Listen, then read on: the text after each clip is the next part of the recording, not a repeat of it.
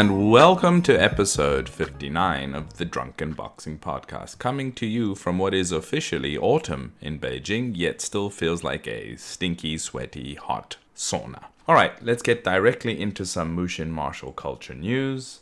Over on our YouTube channel, since the last podcast release, we have released 4 other videos. The first being a lesson directly drawn from the Huajin online learning program, and it is a guided practice of Beng. Now we have instructional lessons, we have technical lessons, we have application, partner drills, forms, etc. And in the program we also have guided training lessons, which you can put on and follow along. In it, I give instruction, as you can see, and show a method that you can practice whatever is being displayed in the particular lesson. In this case, it's Beng, Xingyi crushing fist. So if you're interested in having a look at some of the content and how it's presented in the Huajin program, I have released quite a few videos over the years with glimpses, etc. Here's one type of lesson, although this is one of the early lessons that we released on the program. Go over and take a look. We also released a second episode in our culture series. Now, the culture series is obviously not directly related to martial arts, but being that the martial arts are, in fact, part of a culture, it's quite an interesting aspect to also learn about. While not as popular as our martial arts related videos, as I'm quite a fan, as you probably have realized by now, of history, culture, and other aspects, I find these aspects fascinating, and I cover one of my favorite places to visit in Beijing, which is called Baitasi, or the White Dagoba Temple, which is officially known as Miaoyingsi, which is a name that was only given to it in the Ming Dynasty. It is in fact a complex, a temple, and a dagoba that was constructed by the founder of the Yuan Dynasty, Kublai Khan, for a specific reason that a lot of people don't know about. So I give you an overview of the temple. I filmed quite a bit there, and give you the history, the real history of why the temple was constructed and for who. So go check that out if you haven't. Also, we released a glimpse of one of the lessons on Ma Xing, or horse shape, horse form, from Xingyi 12 animals. This is glimpses from just one of the application partner drill videos on this particular animal. We go into a lot of detail in the online program, from technical videos on the practice of each animal, down to concepts and applications and partner drills, often ranging in numerous videos per animal. And this is just one small glimpse from one of those videos. So again, you can go and take a look. That is a more recent release on the program, as we're covering all the 12 animals and other practices, so go check that out. Alright, now I made an announcement some time ago, about a week ago, on our social media platforms about some projects that I'm going to be releasing on the YouTube channel. 2 of them being mentioned there. 1, my teacher wrote a memoir which is quite lengthy that was originally going to be used for my shigu, my martial aunt, Li Xuren, who's Li Ziming's daughter, for some of her publications. Now, she only used bits and pieces of it, but I thought his memoir, rather his recollection that my teacher wrote, was quite interesting and would be interesting for Bagua and Chinese martial arts practitioners as a whole to get a glimpse into what it was like training with the older generations. My teacher being an older generation, Li Ziming, his teacher, being a 3rd generation Bagua Zhang inheritor who studied with Dong Haichuan's student and was the last living person of his generation in Bagua prior to his passing. So it's quite interesting. I translated it. It's very lengthy, and I try to make a video with narration, with some interesting footage, images, etc. from my personal collection, from scans that I've made of my teacher's photos over the years, very rare photos, etc. And I've released the first part already of that, so go check that out. Other things that I'm going to be working on include a series of translations from my own collection of Xingyi related documentaries that have been released in China over the years by individuals, by larger groups, etc., that I think are quite interesting and would be beneficial to the Xingyi community internationally, but the Chinese martial arts community as a whole. So I'll be working on these slowly. I'm trying not to rush myself with releases, so releases are a little bit slower than you're probably used to, but I find this balance with my time a lot better. Alright, as usual, you want to support this program, head on over to patreon.com/Mushin Martial Culture and check it out. Additionally, our website, sign up to our newsletter. You will be introduced and kept up to date with what we're doing, etc. But more importantly, there are some things that I'll do for subscribers of the newsletter that I won't do in public. For example, they'll get early access or exclusive access to discount codes on promotions, etc. One of the things that I'm going to be launching in the next week or so is a new training shoe. Now, it's a canvas training shoe. Initially, before, I used to have what is commonly known as the Feiyue shoes, which are quite well known throughout the Chinese martial arts community. But I find that for certain aspects with regards to Xingyi Quan, with regards to Bagua, Zhang, and Taiji Quan as well, that their shape is not so conducive to training of these arts. We prefer a more stable flat sole that's even. Feiyu has a rounded sole. This is a wider sole, so it's actually really suitable for Xingyi Quan, Bagua, Zhang, and Taiji. It's comfortable. It's actually, I find, to be of much better quality in terms of the durability of both the canvas and the sole, and it actually looks pretty good. You could wear it outside of training as well. So I'm going to be launching that in the next week. Here are some images that you can see running here, but if you want to know when that's going to be released, your best bet is to head on over to mushinmartialculture.com and sign up for our newsletter, and that way you'll know when things are out and available. All right, let's get into today's episode of the podcast. Right, my guest today is my old friend, Cory Johnson. Now, Cory and I've known each other, I think the first time I met him was about 10 years ago. And I was going over to Lubbock, Texas, where his teacher, Ian Lee, or Lee Yiyuan, who's a native of Taiwan, an ex-professional Sanda fighter, pioneer in the realm of Sanda, both in Taiwan and with regards to fighting in the early days when it became an international event, and bringing the art and his practice to the USA. Now, Cory is one of his oldest students, training with him for well over a decade. He's one of his instructors, a former national team athlete, current coach and assistant coach of the US National Sanda or Sanshou team. He's also got MMA experience. He's a black belt in Brazilian Jiu-Jitsu, wrestles both gi and no gi, and in fact he's won titles at IBJJF World Championships for this as well. He's a highly intelligent person, somebody that's passionate about the combat arts as a whole. He runs his own podcast as well, which I've left in the show notes here, with regards to the classics of the ancient world, as well as grappling in general, which he's passionate about. And this is part of his research as well into pankration, the ancient Greek art of no holds barred, really, and grappling and wrestling in the ancient world and today. So he has competed, coached internationally. He's a highly decorated Sanda athlete. He even competed in the China versus the USA matches back in the day. And he's just an all-round good guy. So he's an old friend of mine. And I thought, who else would be better to speak about Sanda, its development, and hear about his own journey. In an upcoming episode, I actually have the current national team coach of the USA Sanda team, his coach, Cory's coach, Ian Lee. He will be in an upcoming episode. But here is Cory Johnson and his very interesting story. And welcome to the Drunken Boxing Podcast. Very happy we're finally getting this done. Cory Johnson, how are you doing today? I'm good, man. How are you? I'm good, thank you. You in Lubbock at the moment? Yeah. I live in a little town southwest of Lubbock, but yeah, it's pretty much Lubbock. Oh, okay. You don't actually live within Lubbock itself? No, not really. I'm only like 18 minutes outside of it. I live in a little bitty town, so like I'm trying as fast as I can to get out of civilization. So I want to live. We got some land out in the country that we're going to try to build a house on at some point. So I'm trying to. The first step of getting out was getting into a little town just about 18 minutes outside of Lubbock, yeah. Oh, 18 minutes is nothing. That's as long as it takes me to get to the subway station in Beijing. Yeah. so that's really good. All right, well, let's go back. I've known you for quite some time. I think the first time I met you was in Lubbock in, I don't even know what year it was. Maybe 2015? Maybe something like that. And it was because the U.S. or the Pan American Championships were being held there, and I was a chief referee or something. I don't remember which event it was. It was either the U.S. trials or the Pan American event. I can't recall, but it was being held in Lubbock, and it was my first time going to Lubbock, or sorry to say this, hearing of a place called Lubbock even, and that's where I met you. Man. So tell us a little bit about your background.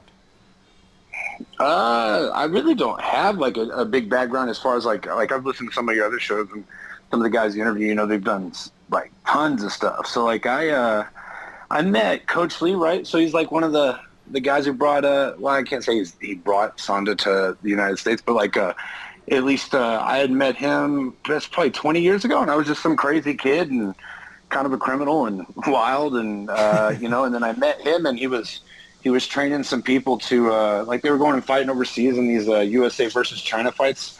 Right. And stuff, and so like I started doing that, man, and I'd never had any interest in martial arts or anything like that as a kid, and whatever. When I look back on it now, I understand why it's such a big deal, but Yeah, man. So I did that and fought overseas, and did like the whole amateur side of Sanda a lot, like the national team and world's team and Pan Am's and all that stuff. Like when I saw you and or met you for the first time, and then but yeah, so like I did that. Started doing jiu-jitsu to do MMA when I was probably like 21. I'm 37 now, so I did MMA a little bit, just like a few fights, because it kind of comes with the territory when teaching and. So like it's not really like my favorite sport, but it's kind of like something I dabbled in for a while. But then I just kind of branched off and just started competing in jiu-jitsu and Sanda alone. And so like I got my black belt in jiu-jitsu, and I just do that in Sanda, man. I work with some of the guys that do MMA and Sanda and jiu-jitsu and stuff like that. But yeah, that's about it, man. I don't have like a long, extensive background. It's basically two things forever. Yeah, well, we'll get into the some of your ideas regarding Sanda, MMA, and Jiu-Jitsu, but let's talk a little bit about your origin story with meeting Coach Lee. So his English name is Ian Lee. His Chinese name is Li Yuan. He hails from Taiwan. He was a professional athlete before, and he's been in the USA teaching Sanda for quite a while. And he's one of my favorite people. So, I mean, how did you meet, and why was he in Lubbock? Yeah, I was actually, I had a buddy who was, just one of my good friends. We'd go and like drink beer a lot and stuff like that together when we were like, I think I was 18 or 19. And so not legal. Yeah, definitely not legal. It was bad. And so like, he was like going and working out at the rec center at Texas Tech University here in Lubbock, and he was going to work out at the rec center, and he's like, yo, there's this little Asian guy that teaches this crazy kickboxing sport, and you should come up and do it. And I was like, why the hell would I do that? Like, I kind of had this idea that like, I was like, just these rednecks, that shit don't work, it's not real. Like, these big rednecks will beat up people down here in Texas and stuff, and then he drugged me up there. I was like, I'll just go do it for a workout or something like that. And I remember the first day I was there, I was like absolutely in shock. I had never seen anybody throw a leg kick before in my life. I didn't even know they existed. And I just remember thinking, holy damn, like, this guy would break my leg. Like, what? He would kill me if he kicked me like this over and over. You know what I mean? And so I met Coach, and that's how we first met. And then I just started training in we were just training at the rec center before he had opened his gym. But yeah, Coach is a crazy guy, man. He's way ahead of his time. Yeah, he's a guy who had like professional boxing skills. And then he also had, this what is I believe the Chinese name is Swai Jiao, right? I probably don't pronounce it as well as you. Perfect. No problem. Chinese wrestling, yeah. Yeah.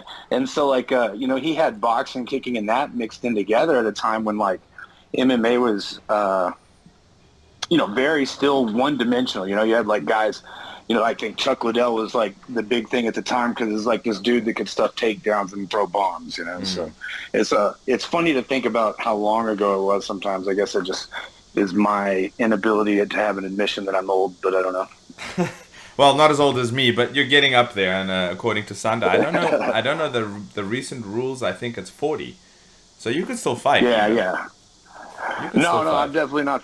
Nah, I could, but I'm not going to. I couldn't fight well. I've blown out my knee 3 times. I remember. I have a torn I got a torn ACL right now, a torn MCL, and an LCL on the other knee. So I just got bad knees, man. So that's why kind of like now I just coach and help the guys.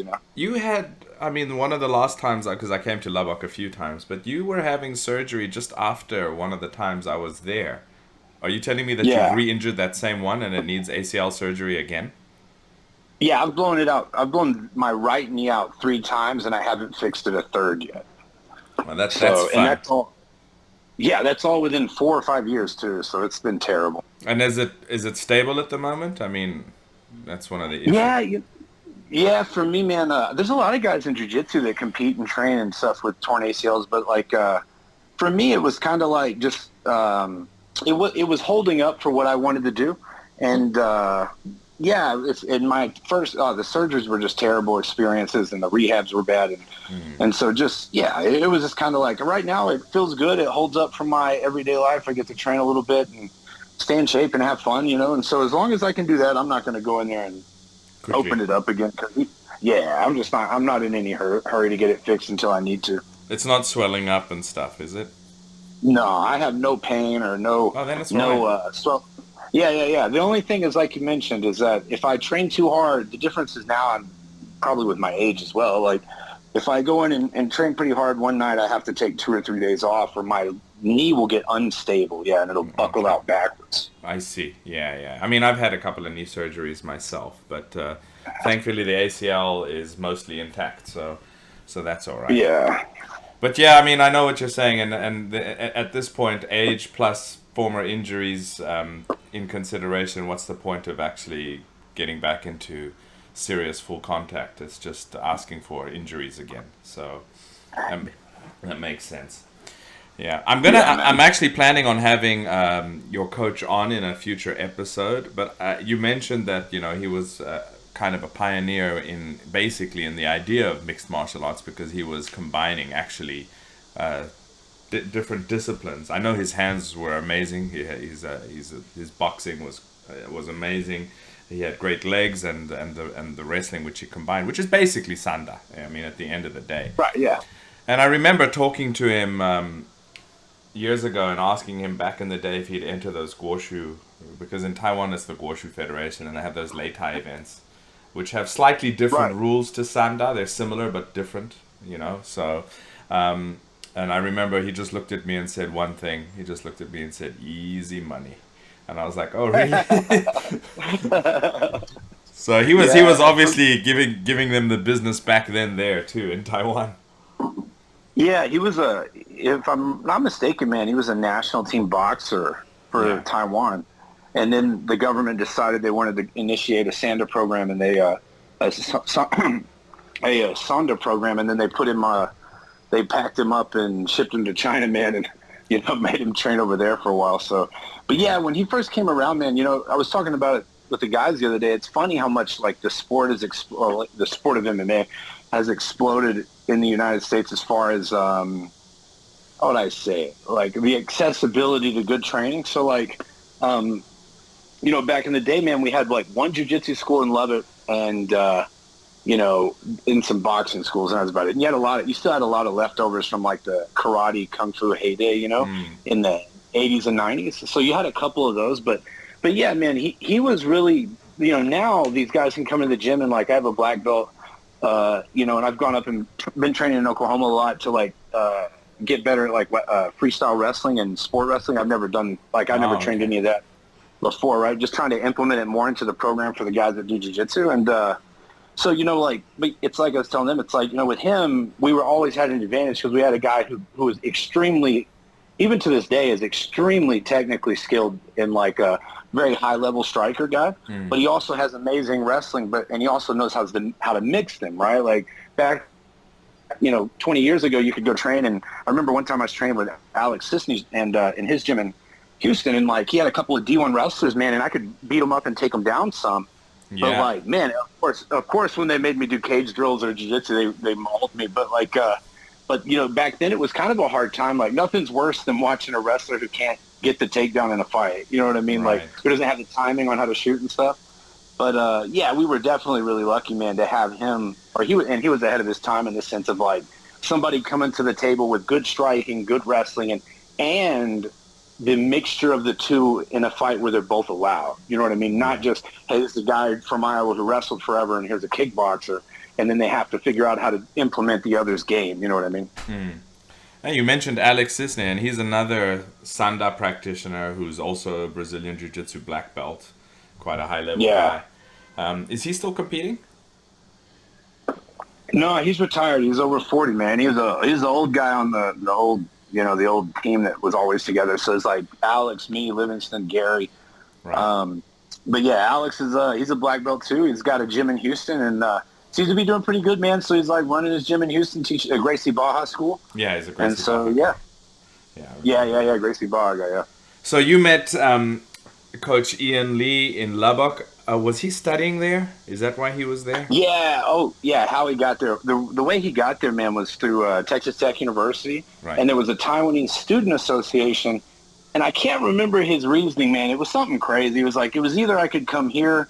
He was like, oh, I could either come here to Texas or I could go to, like, you know, Arizona. And I thought maybe it was better to be in the middle of the country, you know, more central. So I just picked Texas Tech. And I'm like, oh, okay, good. There's nothing here except cotton, cotton farming. I mean, to be honest, like I prefer quiet places, and every time I've been to Lubbock, I've enjoyed it. Houston was a big. I mean, for me, it's too big and too spaced out. It kind of, I wouldn't be able to handle that. But I think Lubbock's a good place, and you know what I like about Lubbock is it's got a bit of a small town mentality. The people, everybody's basically friendly. I mean, so that's what I liked about it, you know. So, but yeah, man, it's a great place, dude. It's not it's small enough to not have traffic, to not have crime or crazy stuff like that. But and everybody, like you said, like, everybody's really. I've had friends come in from out of town, and like they're just shocked when they go to the grocery store because they're like, wait a second, why is everybody here so nice and tell us have a good day and try to carry my groceries out? So like, I don't know, man. It's just the way they're just good people, you know. And then exactly. It's big enough to have a little bit of the cool stuff like good food and you know, sports teams. And you got Tech, which is a big university, so you got a giant sports team going on over there. Of course. Isn't what is that American tech company? Texas Instruments. Which one? Oh, yeah, we had a location here. I'm not sure if it's still here, though. Oh, okay. I thought it originated there, but I could be wrong. I think you're right. It used to have a big plant on the north side of town, but I don't think it's Texas Instruments anymore. I can't remember what it is. Okay. All right, so you started training in Sanda. Your mind was blown, and from then on, you were like, I'm quitting the beer. I realized the rednecks won't get it because Coach Lee will kick you in the leg and turn you into red thighs. So what was training like, and what grabbed you about the training and made you stick with it? I still drink the beer. I never stopped drinking the beer. Like, yeah, I know. Yeah, like Coach has Coach isn't really that kind of guy either, man. Like Coach is Coach is like when we train at the gym, Coach sits outside on a lawn chair with the door open and yells at people while he smokes a cigar. Like, so I mean, you know, so you know, for me, man, I honestly at the time I couldn't tell you why it was such a big deal. Like why I dedicated my life to, like, you know, every decision I made was how I could compete more, how could I travel more, how could I train more, and what job I had and my relationships. And, you know, at the time I didn't understand why. And now that I look back at it, it was probably the first time in my life that, you know, it was like, yo, I got better at this because I did it. I have to get better at it. I did the work myself. And I could see my progress, I imagine. And also, you know, I think a lot of it was me kind of having to find myself through like struggle and develop my own confidence and way of like learning a skill set to do hard things, you know what I mean? And I think that once I started that, I had an innate fear in me that if I quit, I'd go back to being an asshole, you know what I'm saying? So but yeah, now that I look back at it, I mean, it's the time in my life where I had to learn how to be a hard dude, like how to you know, get out there, and if you want something, you got to work for it. And you have to suffer for things. Like if you want to grow, you have to suffer, and there's no growth without struggle. And so yeah, it was just me learning those lessons. And once I started to get it, and the rest of my life started to improve, yeah, man, I couldn't get away from it. I still can't get away from it. Yeah, that's good. I mean, that's a good thing. These things should be a lifelong ambition. I'm kind of disappointed with a lot of the aspects of sport wushu because they are, in some cases, particularly the form stuff, they offer no. I mean, in reality, the type of Chinese martial arts that are done on the form side offer no value outside of competition. I mean, let's be clear about that. But Sanda seems to be something different. You can take it to the highest level, and you can compete with it. But you can, just like jiu-jitsu in that sense, you can continue to train in the casual manner and get benefits out of it, both physically, mentally, going through hardship, and then have a functioning skill out of it as well. And that to me is also in line with, like I said, jiu-jitsu, but also in line with traditional Chinese martial arts. Okay, traditional Chinese martial arts have a lot more to them. They have cultural aspects, philosophical aspects. They have aspects of community. Family and community that offer value outside of their immediate practical skills. And I think Sanda, in the realm of Chinese martial arts sports, has that too. Especially the fact that you're bleeding with your brothers. So it does make a difference. Yeah, I think it's funny, man, that this has actually this conversation is a lot bigger for me than I lead on to where, I don't even know where to start, man. I think for me, as I've gotten older, and jiu-jitsu changed the way I looked at training as well. When you train to compete, man, and you live a life as an athlete, and you're everything, like I said earlier, every decision I make is about how I can compete or train more and travel more to do this, and it's, I've had to learn that, and then I started training jiu-jitsu, and jiu-jitsu is very different. So the fighting, when you fight and you compete, there's no level for error, and you have to suffer for this. You're going to fight hurt, you're going to train injured.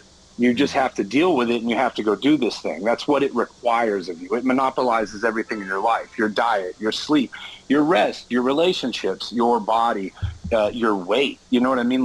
Your peace of mind. I mean, it controls everything. And it's so it dominates everything. And then when I started training jiu-jitsu, so the philosophy to compete like that, it's something like that, is a very different approach. And then when I started training jiu-jitsu more, it had this gigantic, and I know you train as well, it has this gigantic element of casuality. Oh man, you just gotta go out there and go with the flow, bro, and just do what you can do, man, and learn how to be uncomfortable, bro. That kind of surfer vibe, right? The Brazilian beach vibe to it. And it's super effective, man, as a skill. So it's legit, but it's also, I don't mean this in a bad way, but it has a culture of losing. I'd say this sometimes, when people ask me what the difference is for me. I think jiu-jitsu has a culture of losing in the sense of you have to tap, you have to open up and try different things to make mistakes, right?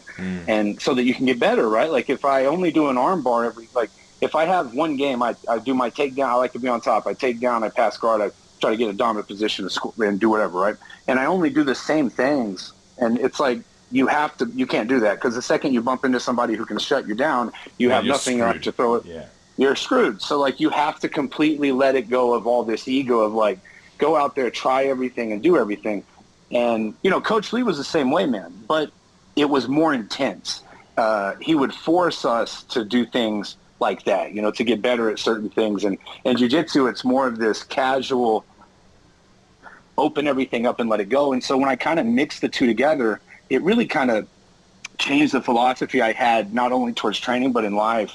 And so, so I actually I have a tenure track job as a librarian at Texas Tech now. And I do research on stuff like this. So that's awesome. we're probably going to publish some stuff coming up about Western philosophy and MMA and jiu-jitsu and stuff like this, because Socrates and Plato's and those guys wrestled, man. It influenced what they thought. And so, but yeah, man, we can talk about this more later. But yeah, so I'm right there with you. I kind of feel at the end of the day, why he was called Plato, right?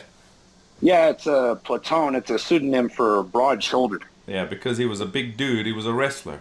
He was built like that because of wrestling. He wasn't built like that because he was eating pizza. Right. So, if I'm not mistaken, man, it means it would have been similar to the kind of nomenclature of if we called someone cauliflower ear dude. It kind of something like that. It's something like that.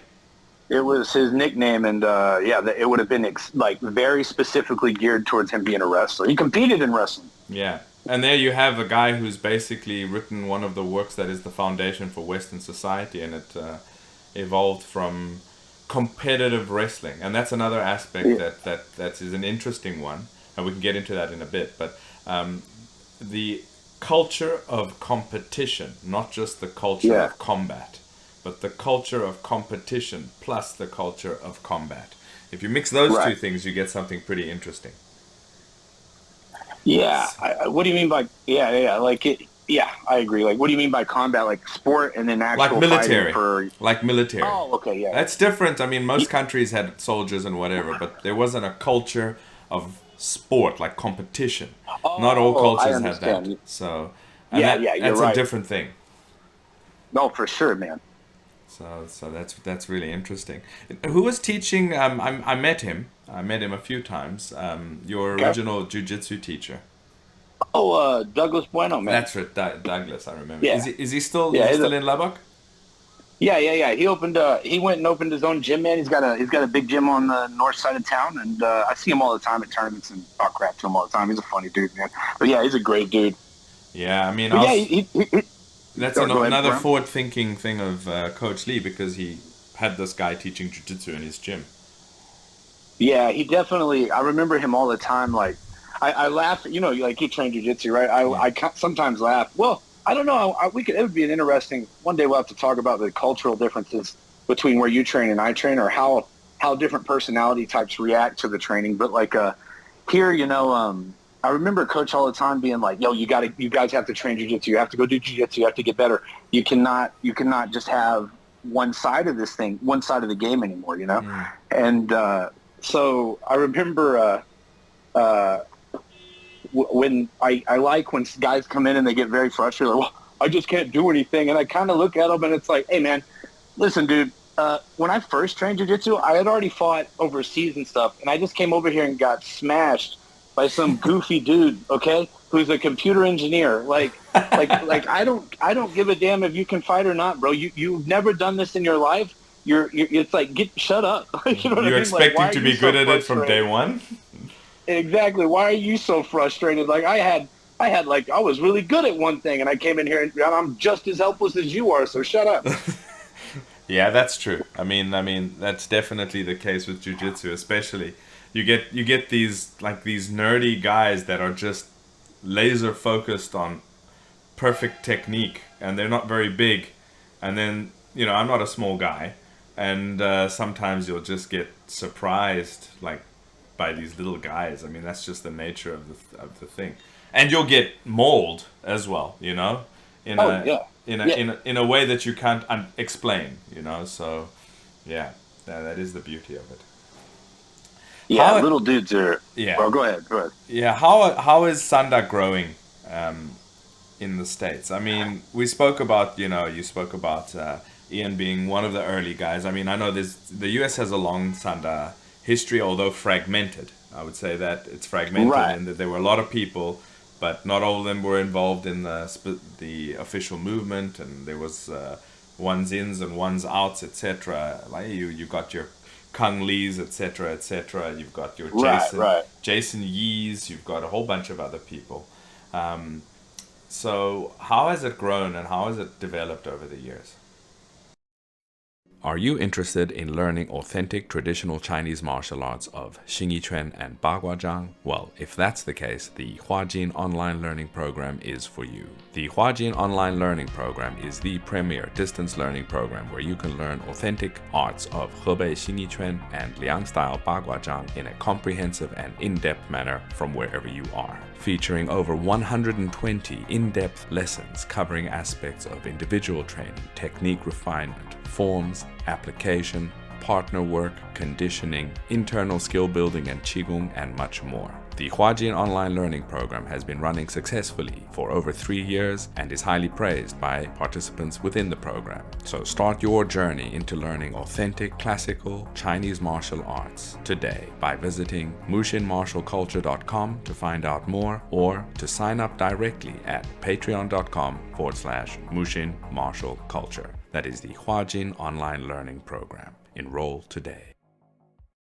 Yeah, like when I first got in, it was after the Kung Lee, and I think Jason Lee's like whatever that guy's name is. He's like a Hollywood guy too, right? I think so. He is. He got involved in film. He's out of Boston. Oh, okay. Yeah, I don't know like much about those dudes. So like when I came in, but I do know that there was some kind of like drama about those dudes. So there were Sanda guys before, yeah. Kung Lee be big, man. Like he used to do those big kickboxing fights on ESPN. Right. But I think the biggest thing that I could give Coach credit for, I would say is probably the most important thing that's happened in the sport and its growth is he, for the last 18 years or so, like he's really forced the sport to like, yo, we're gonna hold this to the same standard that China holds it. We're going to have just as, we're going to go through the judges training. Well, like that's what you were down for, right? Like, Yeah, I was it's also like teaching we're judges going to courses, use, it's like we're going to use the Sanda ring. We're going to have an official ring. You're going to have an official ring if you want to host nationals. And he made in a lot of ways, man, it's like if you treat the sport like it's a big deal, it kind of starts to garner a little bit more respect and attention. But if you're going up to Connecticut and you're doing some stupid Sanda fight on a basketball gym where duct tape on the floor to mark off the ring, it's like, yeah, dude, this is never going to take off. And so since he's been doing that, we've also been working with, over here in the United States, one of the biggest things is working with state boxing commissions. So we actually have gotten the license by the boxing commission so the USAWKF is the, how would you say? So basically, if anybody wants to host a Sanda fight in the state of Arizona, and I think Texas is about the same now, that the USAWKF is the sanctioning body. Okay. Yeah, so makes sense. Yeah. So because of that, now we're hosting more events per year. Used to be you had one every year or two, and now we're having probably 3 or 4 a year.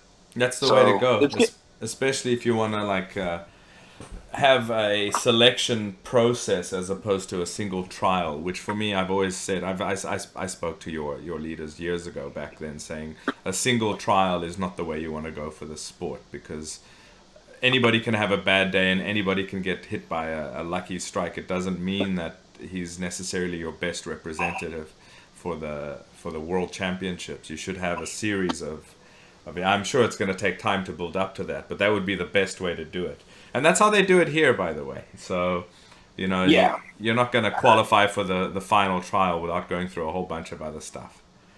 Yeah, just to add to that, one of the biggest hurdles in the States is there's no money in fighting. Yeah, even if you have a UFC contract, probably over half the dudes on the roster have regular jobs because, if you're a nobody, you're making 18 to show or something like this or less than.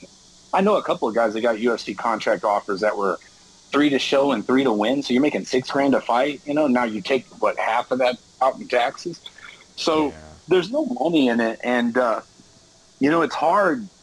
One of the things the United States struggles with, and it's funny because when we go to Worlds and stuff, everybody's like, "Why, United States? You guys aren't even near close to being one of the top countries." And it's like, well, yeah, man, we all have to pay to do this. We have to work.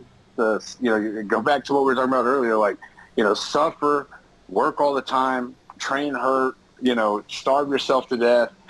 Work all these hours, then go and train, never recover. And if it's yeah, man, you have to really like this to do it over here because you have to pay for it and you have to suffer for it. And but usually it's great, man, because a lot of times when we'd fight over in China or some of those countries that are sponsored and stuff, they were just shocked. You guys do this you pay money to do this? And we're like, yeah. And they're like, holy crap, man, you guys are awesome. We respect you guys so much. It's yeah, thanks, man. You beat us up, but it's cool though. I'm glad you're. Yeah, and most of the honest truth about a lot of the professional athletes here is that for them it's not even a self-choice. They're just put into it. And if it wasn't a career that was fully funded by the government itself, I guarantee you most of those people wouldn't even be doing it. So that's the flip side of that coin. So you kind of need to find a healthy balance between the two, because where China fails with a lot of its sport, because sport is not really grassroots here. It just doesn't exist at grassroots. The only time you see sport is when it's like a provincial endeavor. We're going to make a football team. Go find some people, and then they find a bunch of kids that are somewhat promising and say, we're going to become football players. And then they're not even football players to begin with. They're just kids that maybe have certain physical attributes that kind of stood out, right?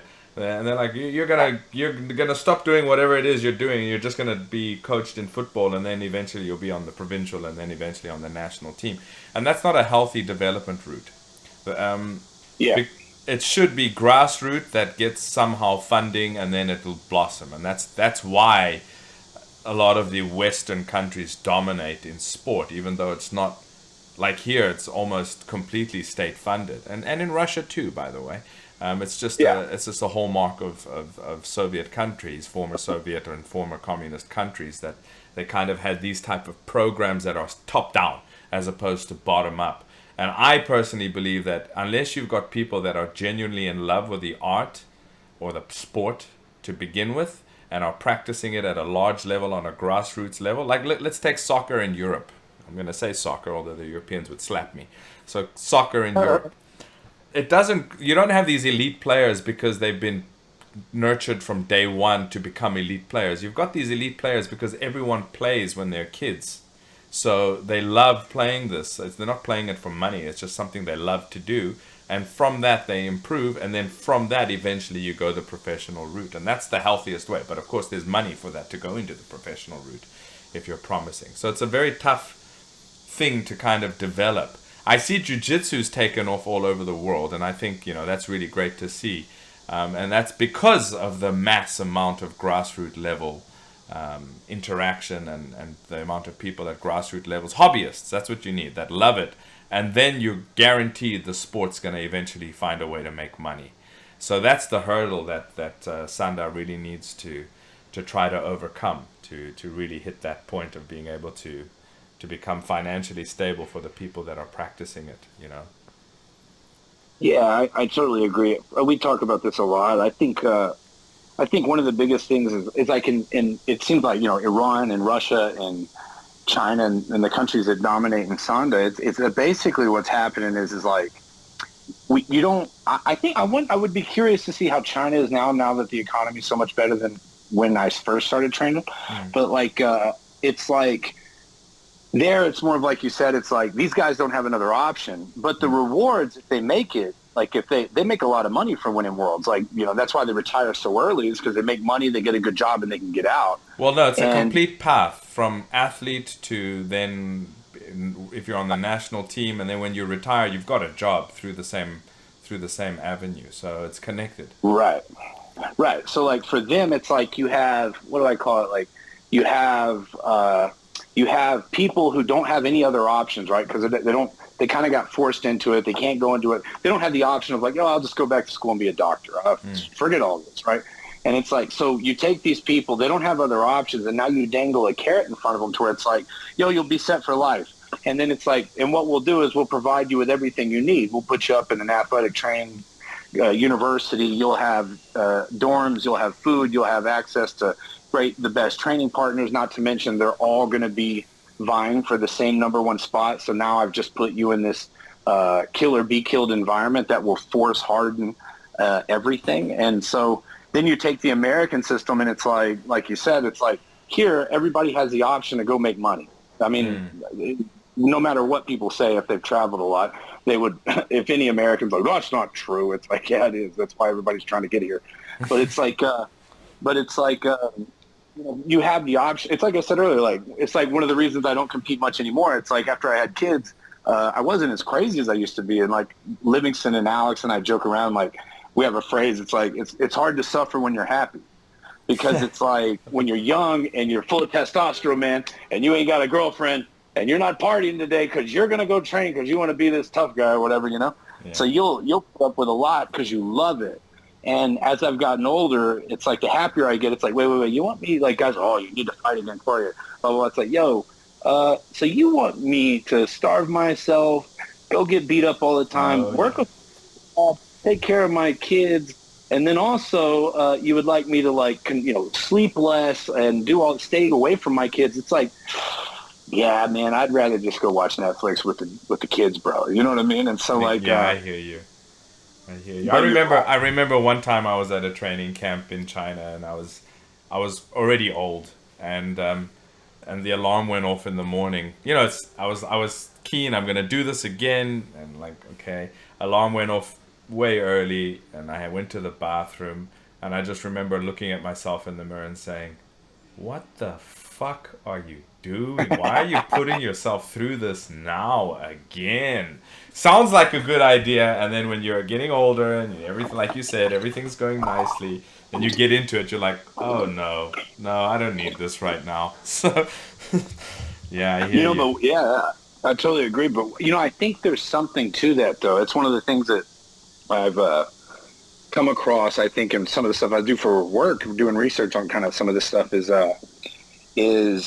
there's a certain, I don't know what I would call it. I don't know if I'd call it a virtue or if I'd call it a different kind of insight, perhaps, that if it's voluntarily done to yourself, like I'm going to put myself through hell to accomplish this thing and I can get out of it anytime I want, but I'm going to do it because whether I love this sport or I have an obsession with this goal I'm trying to achieve, there's something to that self-imposed struggle that you put on yourself, to where when you're forced to do it, it's very different. You know what I mean? Like, so I think that probably is kind of like what you were speaking about earlier is in America, sports are so big. And so the reason Americans, and then coaches always said this too, like the reason Americans dominate in sport is because they love it.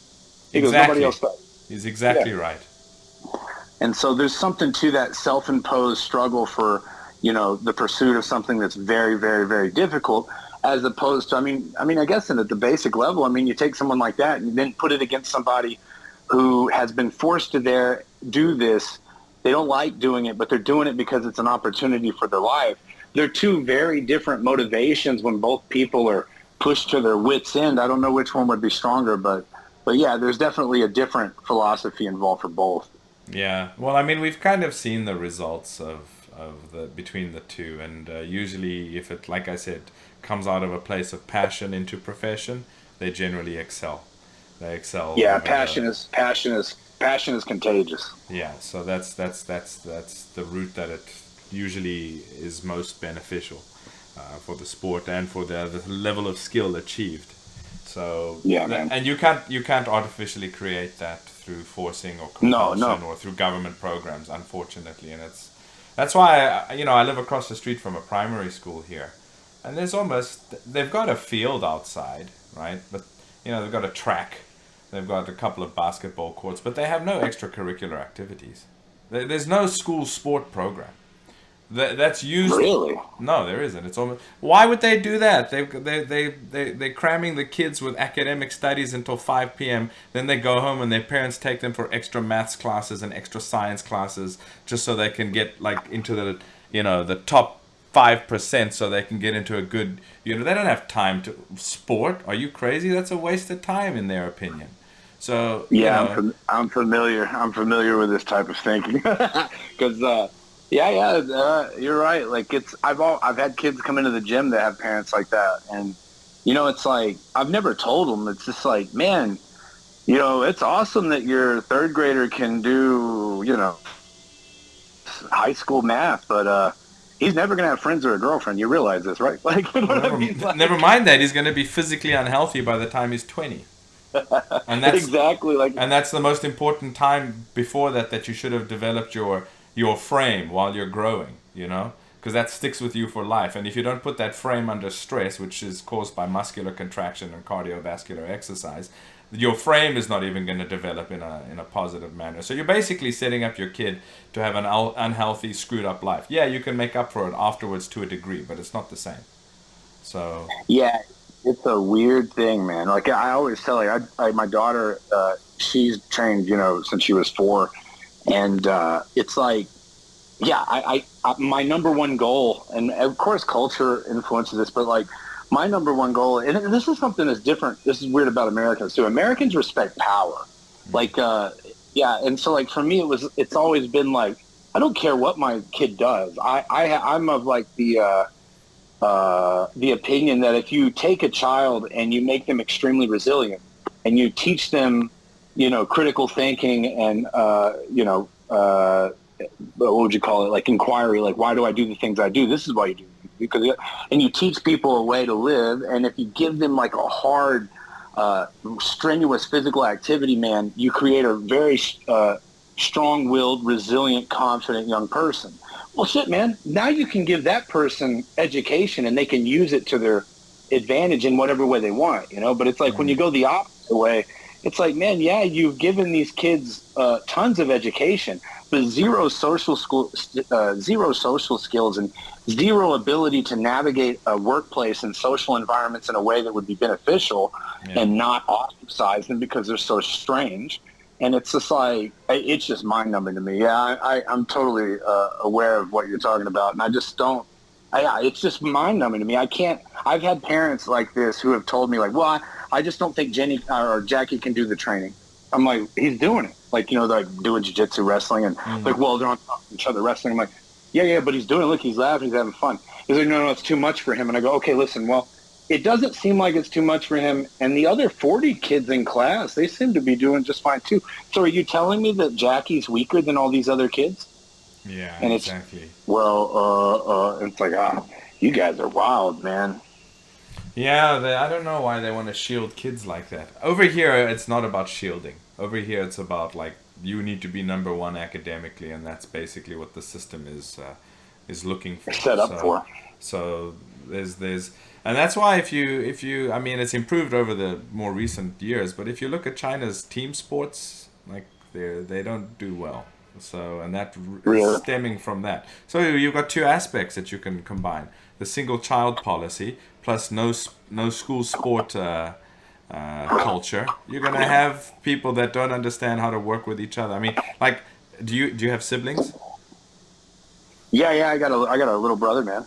So you know what it's like when you're growing up. You're gonna get one of something, and the four you're gonna learn how to share, right? Yeah, absolutely, bro. I mean, so you learn immediately about sharing, consideration. You learn about how to work together towards a goal, etc. Because you just ain't getting it. You know what it's like.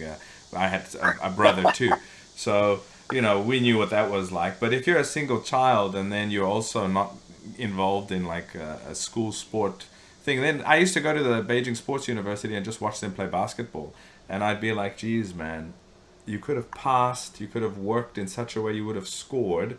But instead, everyone's thinking individually, and then they're all missing. And I'm like, oh. Yeah. And I mean, the Chinese soccer team is basically a running joke here, even. So, I mean, they'll employ the best coaches in the world. And I think Brock Lesnar said it. He said, you can't make chicken salad out of chicken shit. So, you know. Yeah, for me, it's just like, I tell the dude, like, at the gym, you know, like, so my whole stick at the gym and training is like, competitors are going to compete. That's a self-driven goal here. So if they want to do that, I'm here to help. But I'm not really out here recruiting you to do it. Right. But if you train, it's like I have this joke about, like, if you're under 30 and you're a male, like, hey man, I don't give a fuck if you're tired. I don't care if you just got your ass kicked by somebody 50 pounds smaller than you. Get your ass back out there and keep rolling, bro. Get your ass off the wall. It's like, well, I'm tired. Well, it's like, go be tired out there. Be tired out there. Get in a bad position and survive, bro. I didn't say you had to win. And it's like, I tell them all the time, like, yo, it doesn't matter whether you like it or not. Some of the biggest lessons you learn are going to be from having to eat shit. And exactly. It's like, so shut up, open your mouth and fucking chew it. Because it's like, man, like, god damn, like, yeah, it's tough, you know, like, and now, like I said earlier when I started training, I didn't have this mentality then. I had to learn it, but that mentality allowed me I was able to take it and turn it towards whatever I wanted. So when I started blowing out my knee, I went back to school. I got associate's, bachelor's, and a master's degree in less than 5 years because I took 18 hours every semester, 12 hours every summer, straight into grad school, and it's like, with 2 kids, 2 jobs, a wife who's in nursing school full time. And it's just like, some of these dudes, it's like, yeah, go ahead, bro. You're 23 years old. You don't work. You're in college. Tell me how your life's so damn hard. Tell me again. My number one goal is to combat that kind of sissiness. I hate it, man. Yeah. I'm not like a sergeant, but it's like, come on, man. You're so much more capable of what you do. Yeah, that's true. And I mean, I think that's the martial artist, irrespective of combat sport or style. If you're doing it properly, it's that pushing through the, well, as you said, eating shit that we have to do every day. In Chinese, they call it eating bitter. It's a little bit more pleasant sounding than if they had to say, please, you're going to eat shit today at training. But it's the same idea, really. Eating bitter, learning how to just suffer and keep going, and keep coming back through it. What's up with? Well, here's a question for you, man. So I know you I've never done any type of form, martial art or kung fu or anything. I've done, you know, Sanda, jiu-jitsu, wrestling, I suppose.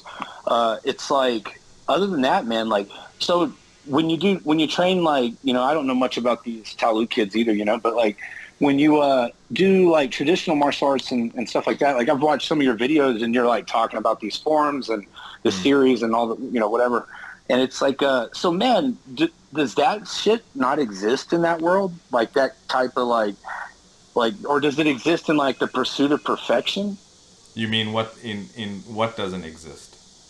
No, like the eating shit, going in there and having to get physically beat up. Well, you eat shit in other ways. You do. I mean, like traditional Chinese. This is like I said. Don't use Taolu sport as a barometer for traditional Chinese martial arts. No, yeah, that's what I'm saying. Like what you do and stuff. Yeah. So traditional Chinese martial arts, for the most part, a lot of people train on their own simply because that's just how it is. But there's a lot of people that train in a family, like a martial family, and then you're doing partner stuff, etc.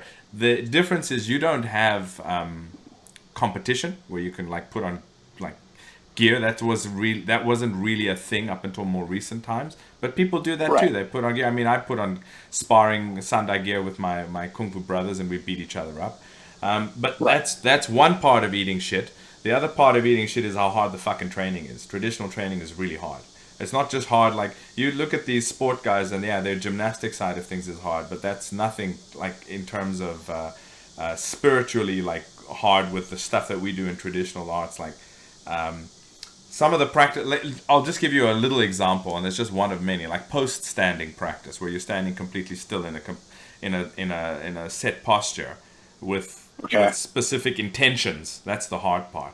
It's not just the physical thing. You've got to manifest specific intentions in your head and your body that you have to hold the whole time. Plus, you're holding a strenuous posture, and then you have to stay there for 10 minutes, 20 minutes. It's hard on the mind. It's harder on the mind than... It's hard on the body too, but it's really the mental fatigue that breaks people more than anything else, you know? And then you add that to your other practices too. Like these arts, like the traditional arts, they're very intricate. It's not gross movements like you see with a lot of the sports stuff. It's just the same move over and over that's split up with a few jumps and twisties.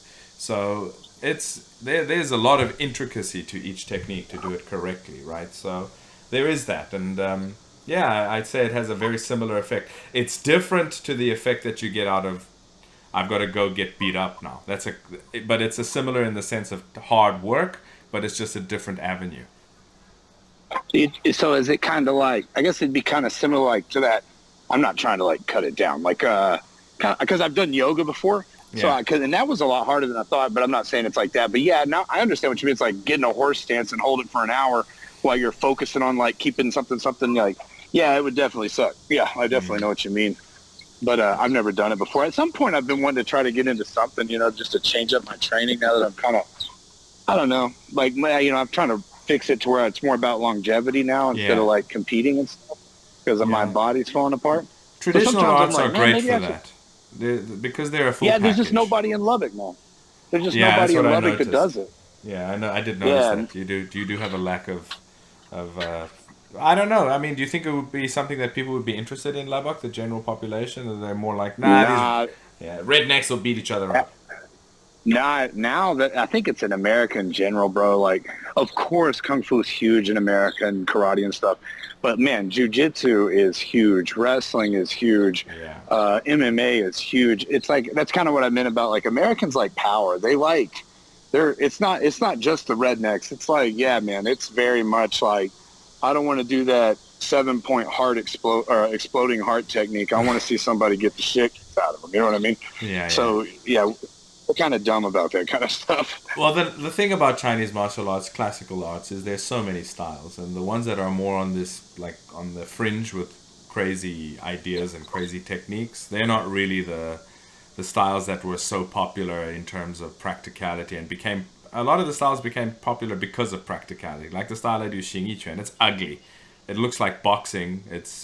But it's very effective for fighting. So, you know, it's not all the styles are like, then you tap his ear, then you tap his nose, and then his pancreas shuts down. Right. We don't have that. It's like, I know this. These Gentiles in America don't know this. I know this. Yeah. So, I mean, the interesting thing is you said you did some yoga. Why did you do yoga? I mean, it's probably, I want to see if it's connected to what we just said, but I want to hear your answer first. No, I did some yoga, man, just trying to like find something that was better for my body and still rehab. good exercise.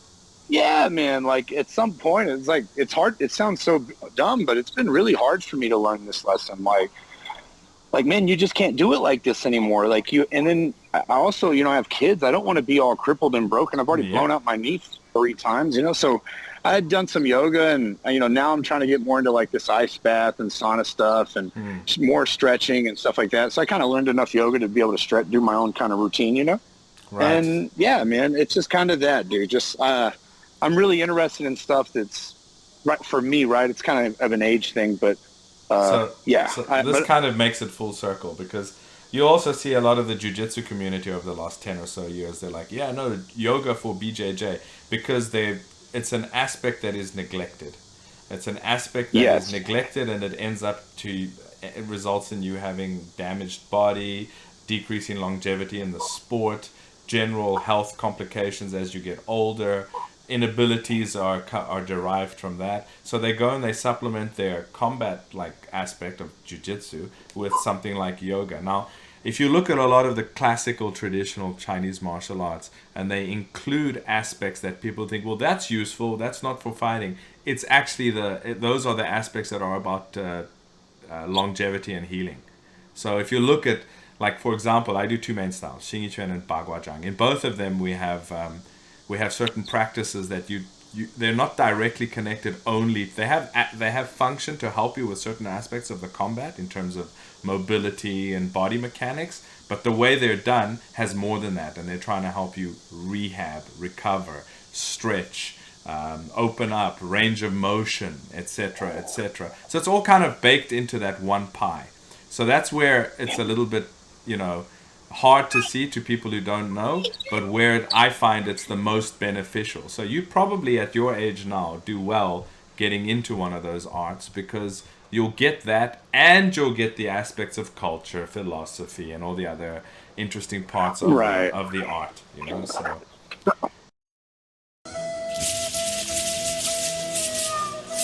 My whole life is a lie. Are floppy Chinese swords getting you down? Do you practice traditional Chinese martial arts but have difficulty locating and sourcing firm, solid steel training swords? Well, look no further. Available now on the Mushin Martial Culture online store are high-quality, custom-made, hard steel traditional training swords. Made from the highest quality materials, these swords have both the feel and weight distribution of traditional, authentic Chinese martial arts swords, featuring high-quality scabbards, as well as the option to include a historically accurate handle wrap. This sword is built to last. Head on over to the Mushin Martial Culture online store to order yours today. Available as well on the store are other items, apparel, training shoes, and other unique Chinese martial arts merchandise. The URL is mushinmartialculture.com. Ditch the tin foil and get yourself a sword you can be proud of. Yeah, I think one of the best things about Coach, man, is Coach Lee is that, and to riff on kind of what you just said, is one of the things about being very sport driven and very because when you're competitive and it's a sport driven, martial art or whatever, it's very result based, right? Like, did you win or did you lose? Because at the end of the day, that's really the only thing that matters, right? It doesn't really matter how hard you train. It doesn't really matter if you overtrain. It doesn't matter if you're hurt or not hurt. It doesn't matter if you're whatever. I mean, did you win or did you not win? Because that's really the only thing that matters. And that type of sport sometimes neglects, because there's just no room for all that other stuff that you were talking about, right? And so as I've gotten older, I've started to appreciate a lot more, to where, like, when I was, 15 years ago, 10 years ago, 20, probably not 10 years, probably dumber. Probably smarter by 10 years ago, but like when I was first starting, it's like the most Neanderthal type activity you can do, right? Like, you just want to get in there and kill each other, and you don't care. Yeah, and all that other stuff is like, it's bullshit. You know what I mean? And it's like, now that you get older, it's like competitive draws that kind of by necessity pushes all that other stuff out. And in a lot of ways, man, it's kind of a short-lived thing. And you can see where that kind of behavior goes off the rails, right? When you see like crazy Conor McGregor and Floyd Mayweather type personalities, I mean, those are guys that have lived to be one thing and they've neglected every other avenue of philosophy, right? It's like, and as I've gotten older, I've realized, and I've really started to appreciate more like that those martial arts or activities that aren't just, hey man, we're not just here to kick your ass or teach you how to kick ass. We're also here to give you like a way to look at this, the life that you live and the circumstances you'll find yourself in, and here's some tools and skills and a way of, perceiving the world that'll help that. And like, at the end of the day, bro, one's a lot more valuable than the other. Yeah. But I couldn't have had one without the other. No, I think, like, as I said, like the arts that I do have these longevity and other aspects built into them. And I'll tell you, I have this kind of theory that they're a result of hardcore martial artists, of these early martial artists of these styles, training and getting injuries, and then starting to look for ways to heal themselves, and then just incorporate it into the system. So, you're saying you followed the same path, except it's just, you figure it out as you go. It's the same idea, really. So yeah. And I hopefully will probably be able to say in a couple of months, I'll let you know, that Western civilization, that might have been one of the linchpins in it. Yeah. So hopefully, we'll see in a few months. yeah. It's the same thing. Yeah. So you mentioned that you got in and did some MMA fights. I remember that seeing one of the photos on the wall of you following a fight in Coach Lee's gym, which is United Martial Arts. If anybody's interested, we'll put some info in the description. And it was you just following a fight, sitting in a cage. I think your nose was cut and bleeding, and you were giving 2 fingers to the cameraman. So I remember that photo distinctly. Yeah. It was actually cooler than that. And the dude, I never found the other picture. So like, I actually got TKO'd. I was beating this dude's ass for like 3 rounds, man. And I mean, my hands hurt for like 2 weeks afterwards. And man, he just caught me with like 15 seconds left, and I got TKO'd. And I was sitting against the cage, and I looked up, and you're pissed off and like, what the fuck just happened, right? Like, and then up at the top of the cage, and the cameraman has climbed on top of it, taking pictures of me. And I look at him, and I point at him with both fingers, and I flip him off with one. So it was like, fuck. And I have a picture with me having one finger pointed at him and the other giving him the bird, but I don't know where it's at. Okay. Yeah. I remember that image. So what was that like, and why did you do that? Not the flicking off of the guy. I know why you did that. I'm saying the venture into MMA. I think, like, for me, it was like I only did like 2 smokers and 1 official sanctioned amateur, man. This was like, well, again, it's like the sport's come so far in a shorter period of time to where, like, for people now, they can't believe it. But it's like, bro, it's like back then, man, there just weren't a lot of fights. They were put on very rarely. And it was kind of, I really just did it to get more experience because there wasn't a lot of Sanda fights. And it kind of comes with the territory of having a gym and working at one, because you have guys that come in and want to do MMA. But I want to come in and I want to train UFC. So it's like, if you're going to teach people, so if you're going to teach people how to fight UFC, you have to train UFC. So I just did a few, man. And then after that, dude, I ended up just getting more busy traveling with Sanda and competing all over the world, because that was more interesting to me. And competing in jiu-jitsu, like, I won worlds at brown belt in jiu-jitsu. So like I was competing a lot too. And then, that's about it, man. It's just getting out there and putting myself in a unforgiving situation to see how it turned out. Okay, and would you say, I mean, we're going to venture a little bit more into Sanda now and its value in terms of the picture for people that want to get into professional sports. The general consensus has always been, you do jiu-jitsu, you do some Muay Thai for striking, and you do some freestyle for your takedowns and stuff, right?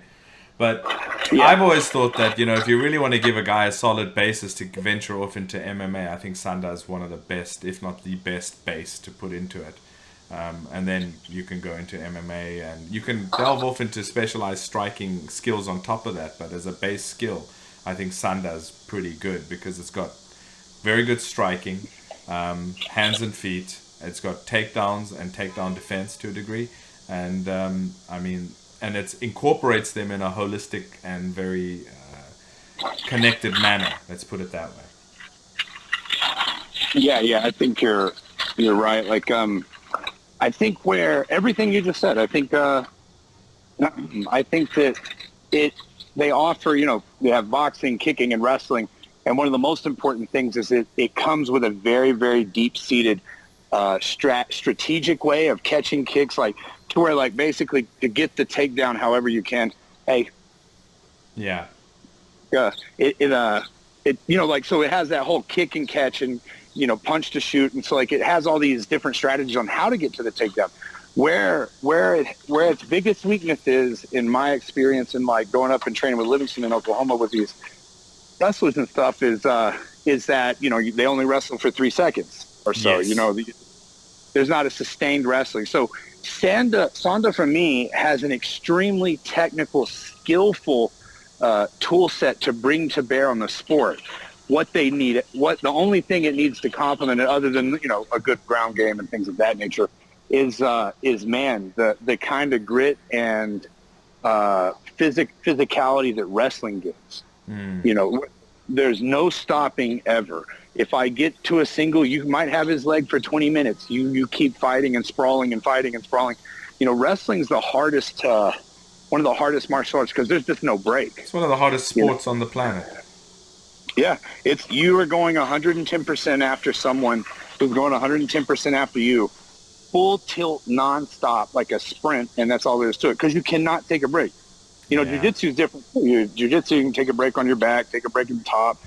But yeah, I've always said that I agree with you. Like, I think Sanda is one of the best sports to have to pursue MMA. And then the only thing you really need to add to it is, other than the ground game, is just that kind of hardcore grit faith.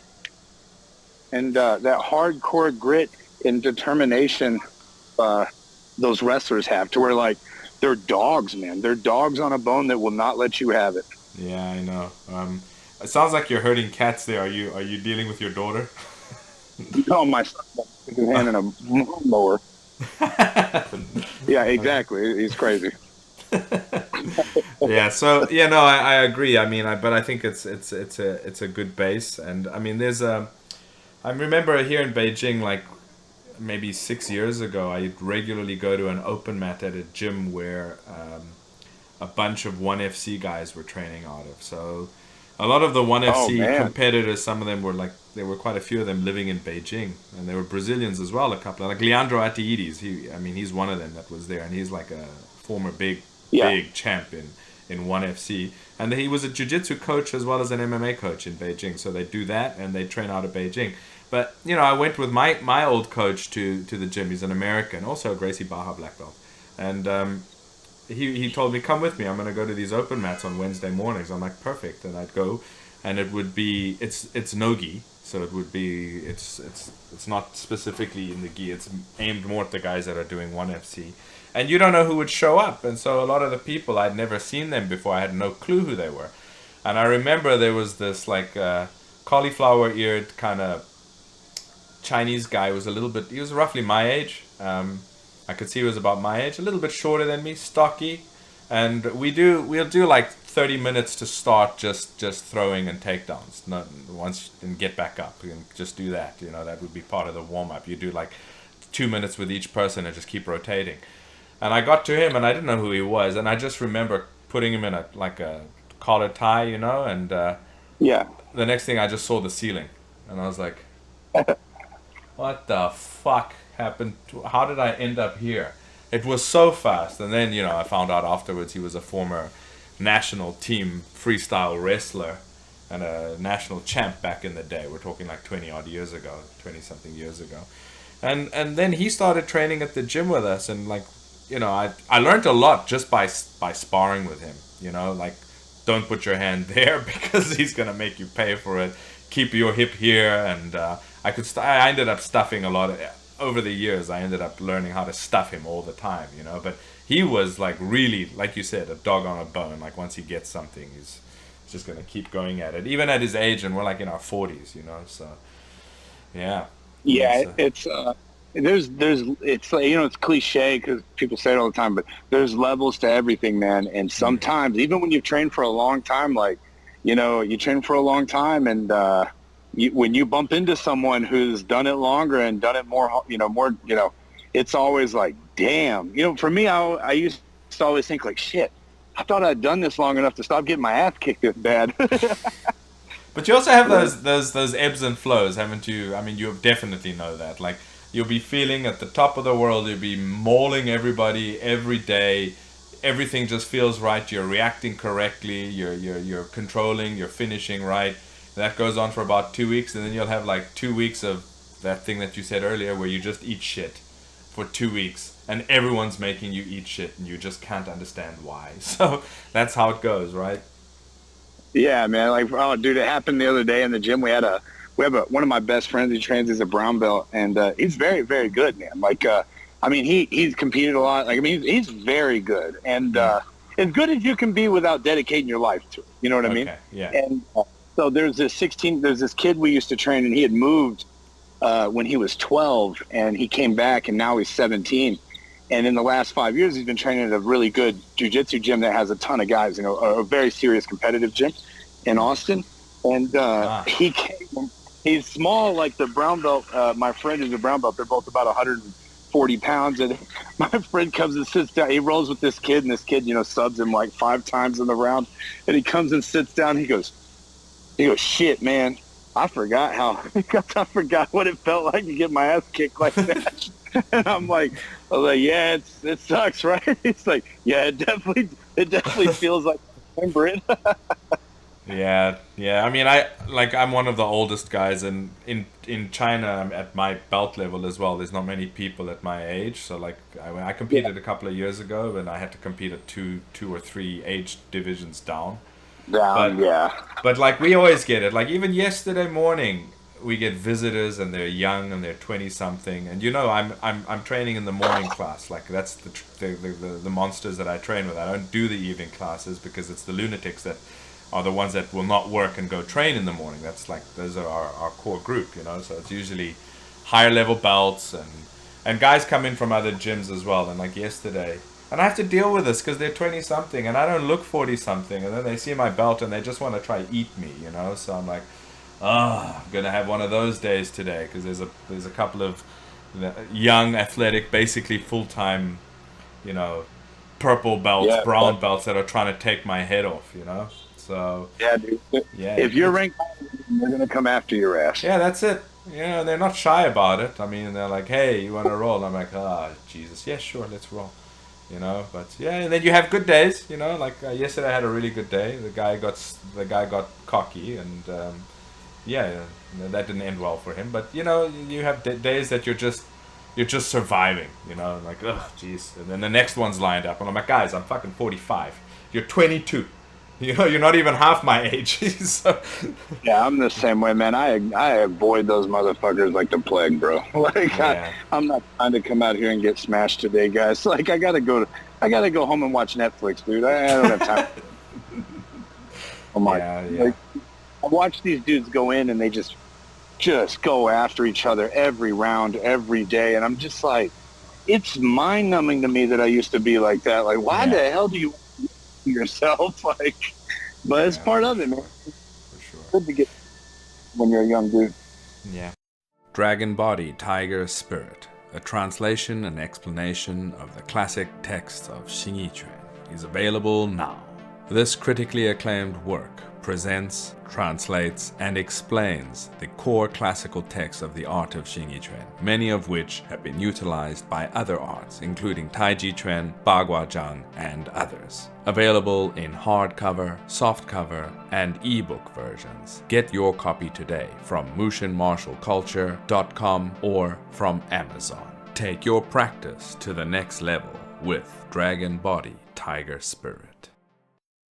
So more recently, you guys actually held the World Championships in Texas. And I mean, when I say Texas, it was arranged by Coach Lee with the network that he's got there. And and how did that go? It was great, man. It sucks that, like, because of I know that there was probably a lot of frustration as far as, like, I think Iran and I don't know if Russia even sent a team because of the war and stuff. But, like, Iran didn't get any of their visas. A lot of countries didn't get visas to come. or some of their athletes didn't get visas. And so it sucks, man, because there's nothing, unlike China, right? Like, we have absolutely zero ties to the government. We don't have any control over who can come and who can't come. And it sucks for us too. So we always, we feel really bad. So that happens, because it's like, shit, man, like, we want everybody to come and compete and, enjoy the experience like we do. And, but yeah, other than that, man, it was great. The only bad thing is Iran didn't get to come, and they're the best in the world at it. So that sucks, man. But, yeah. Man, other than that, it was great, dude. It ended up being a huge turnout, biggest event we've ever done. I think that, Sanda's ever seen, in the United States. So it was great, man. It was really great. Just the only thing that sucked was just some of the athletes didn't get to come because they couldn't get a visa, man. Yeah, well, I saw some good results from Bruce, who's Coach Lee's nephew. Oh yeah, man. And then so the USA did. Yeah, Iran wasn't there, but USA had the most medals in Sanda ever. We had 2 bronze. Audrey Meeks got a bronze in the girls. Livingston McKenzie got bronze in 90 kilogram male, and Bruce got a silver medal in 75 or 80 kilograms, and he's the highest. Yeah, he's the highest medaling American in the sport now. So we got a silver medal. Yeah, that's great. We have a female from a long time ago that had a gold, but I can't remember her name. That's kind of shitty really? to me. But it was, I can't recall that either. It was a long time ago. I can't remember her name. Okay, well, that's interesting. And it's amazing, because I haven't been involved in the international group since 2018. But when I saw Audrey, I was like, oh man, the last time I saw her, she was a little girl. She was a little girl. She's a monster, bro. Oh yeah. I think she was still, she was just basically getting into it, and I think she was still a junior. Still a junior. And now she's getting medals, kicking ass, and taking names. It's like, okay, yeah, I am getting old, huh? Yeah, me too, bro. Jesus. Yeah. So you had quite an interesting interaction at the World Championships, because you had quite a famous YouTube guy, Sensei Seth, come through, and he did a little. Oh yeah. And that I like that episode that he did with you and Coach Lee. So how did that come about? Was that just spontaneous? Yeah, I don't remember if he reached out to someone with us or vice versa. But so yeah, man. So for me, it was I think whoever a part of the USA WKF came and told me hey man, we got some YouTuber that's going to follow you around at Worlds, and I'm just like, are you fucking kidding me, man? This is I'm not you got to remember I'm the last generation without a cell phone and stuff until I was 20, and it's I'm like, damn it. I'm like, dude, I don't want some fucking YouTuber, some influencer following me around, bro. I got called an influencer a couple of weeks ago. I'm like, don't ever go wash your mouth out with soap. I make informative videos. Get that word out. I'm not trying to influence anyone. I'm trying to educate people. What's wrong with you? Exactly. I have a brain. I don't just do stupid shit for views. Yeah. But nah, man. Seth he showed up, and he was fucking great, man. He was super cool, and we kicked it off. I still talk to the guy. We kicked it off. He's a really cool guy, man. And so yeah, dude, he came in and followed us around. And I think for him, man, he was just so impressed with kind of going back to the because he's a guy who's seen every martial art.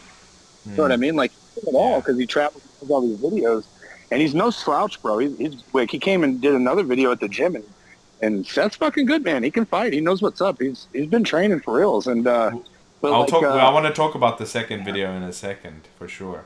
Because that's quite an interesting topic. Yeah. So he, so Seth is or I forgot what I was saying, but yeah, man, he's a cool dude, and I think for him, he was super impressed with the same things that we were just talking about, making Sanda kind of a little bit, I don't know, an advantage or a different little sport in MMA for MMA is that he couldn't believe all the ways that people were taking each other down. Very early. I don't know. There's no other martial art on the planet that has a system developed to, catching a kick and as many ways to get a guy to the floor by catching a kick and all those different techniques from holding the leg and stuff. And so, I can't say there's not another martial art. Somebody's going to write you an email now. I'm going to get hate mail. It's okay. Yeah, exactly. It goes Trust me, directly to my spam filter. I don't even open it. Yeah, they won't show up in person, that's for sure. But like, but yeah, man. So he was really impressed with that, and but yeah, dude, he's super cool, man. I still talk to the guy. He's a great guy. Yeah, and the second video is very interesting to me because it was about pankration, and Oh yeah. I had no idea that you were researching and getting into all of that. You just thought I was a dumb redneck, bro. Just say it out loud, Bart. I knew you were like, you know, when you told me you were a librarian, I was like, oh, I remember that show when I was a kid, Conan the Librarian. It must be something like that. Yeah, exactly. But no, man, like it just kind of fell into my lap. Like the truth is, I didn't know you could read, but you know, we'll get exactly. Well, the truth is, I used to not to, so it was like, but nah, man. I had met what I just like. I don't know. It's some years back, bro. I just started reading a book all the time because I'd have like a 4-hour break in between the day between teaching classes. So I would just start taking a book to work because I was like, man, I am so sick of being on my damn phone. I mean, like, I don't learn shit, and I'm just becoming a zombie. So I was like, fuck it, I'm just going to start taking a book and reading it. So I'm always been obsessed with history, and, you know, my favorite periods are like, you know, like Republican Rome or, you know, classical Greece and stuff like this. And so I had read it, you know, I didn't realize this at the time. So when I say this, I'm not trying to sound like a cocky asshole, but like I didn't realize that you could absorb so much knowledge, you know, just reading these books. And that sounds really stupid to say, but yeah. What the hell else are you doing with it, dummy? But not.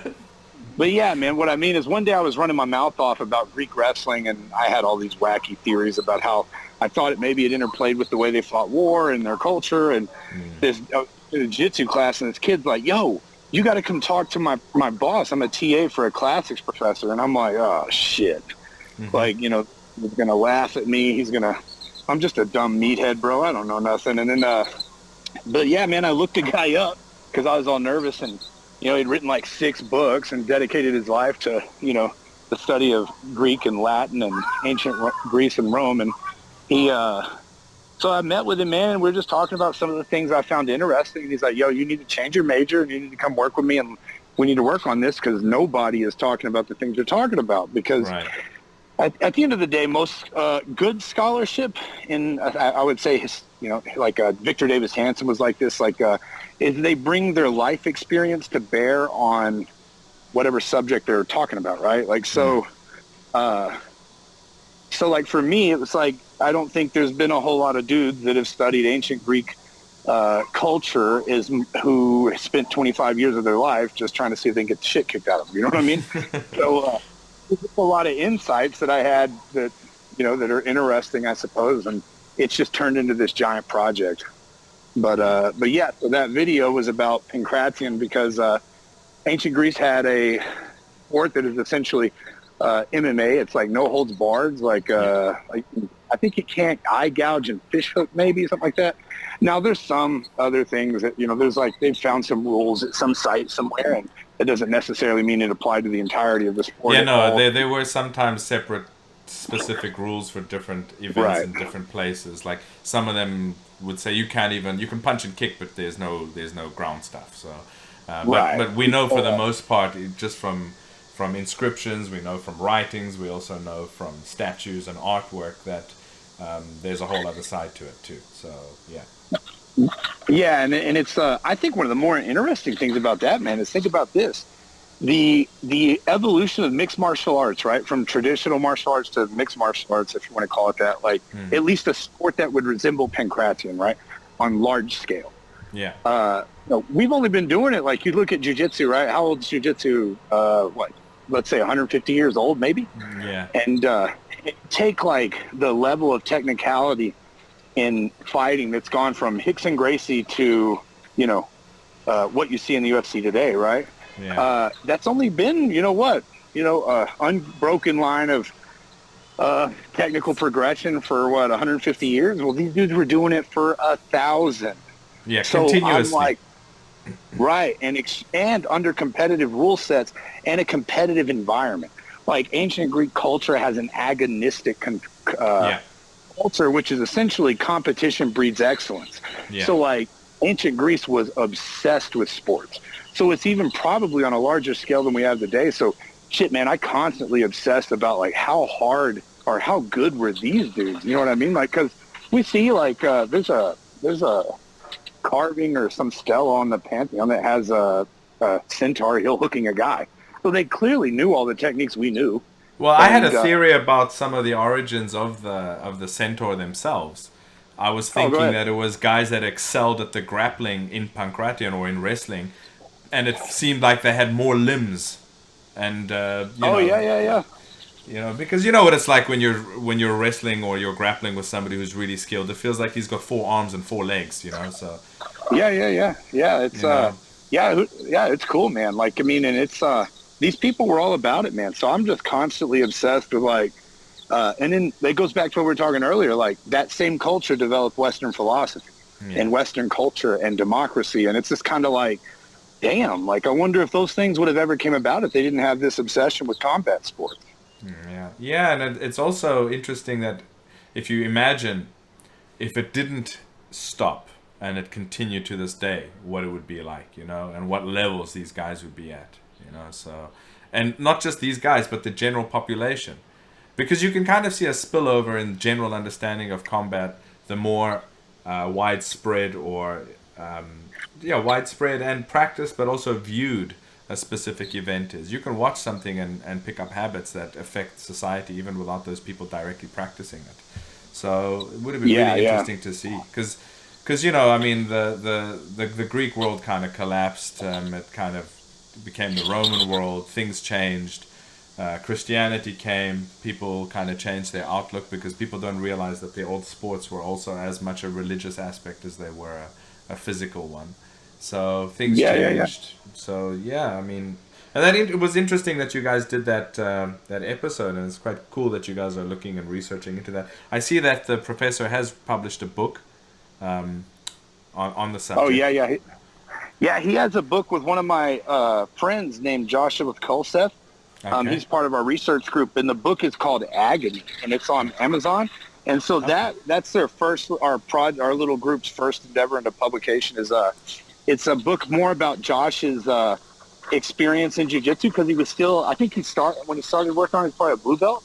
Okay. So like he's at a different level than I am in the sense of like how long we've been doing it and kind of like not a maturity, but you know, just, you know how it is, like experience. You're not experience in the sport and stuff like that. And so like it's got some really cool stuff in it, man. But yeah, it's on Amazon, dude, and it's really cool, man. And it has some fabulous artwork, bro. Yeah, I saw some of that, so I've got to pick that up. Yeah, dude, it's fucking really cool, man. I definitely got to pick that up. So are you guys continuing with this research? You've got future stuff planned to publish? Yeah, man, I just finished a paper on working on two, kind of do a little reevaluation of like these two famous Greek pancratian athletes. Well, one of them's a wrestler, the other one's a pancratius, but they are known for breaking fingers. So so I worked on some of that because they kind of get a bad rep in classical scholarship. So I'm going to try to go against that a little bit. But then, why do you think they get a bad rep? Is it because of today's standards and ideas? No, man. It's because a bunch of people who ride on them don't ever fought a day in their life. So it's like it's really fun. Like, it's the truth, though. But it's not that they're dumb. But it comes from like most of the scholarship that people have read on them comes from at the turn of the 20th century, where, you know, these English guys had this weird theory about, you know, like if you've ever looked into the origin of the Olympics and the ideology that was behind amateurism versus professionalism, it's insane. But, you know, they're the kind of guys that were like, well, to break fingers would have been a cheap victory. And there's some, you know, I think it's Pausanias has a you know, like a little snippet on Leon Tiskus broke fingers because he couldn't wrestle. And it's just like, so are you telling me that these two, so they have this idea like, well, it's just a cheap victory. They just went out and grabbed some dude's fingers and broke it. It wasn't no technique involved. It's just terrible, cheap tricks. And it's just like cheap tricks. So you're telling me that like, you can break his fingers too. Right, yeah, you're telling me these two Joe Blows just walked in off the street with a jar of wine in one hand, and we're just like, I'm going to enter the tournament here at Olympia this week and go with Break the best fingers. wrestler in the world, and I'm just going to grab their fingers and break it. It's like, well, shit, if that's the answer, everybody would have done it. Like, yeah, it's a joke. Well, do you remember in the early days of the leg lock game, how Exactly. it was a very similar criticism. Yeah. I bring that into the paper. Do you? Okay. Yeah, man. It's like it's like what they did without a doubt to be able to employ a technique against the best people in the world who also, it's like this guy, it's like, can you imagine, Byron, what these people are saying? It's literally like these guys walk into a jiu-jitsu tournament. They've never trained. And they're like, all right, I'm going to go out there and break everybody's fingers. It's like, okay, cool, man. So when you have to fight 10 times in a day to win, do you not think that your other 9 opponents saw the shit you did to the first guy?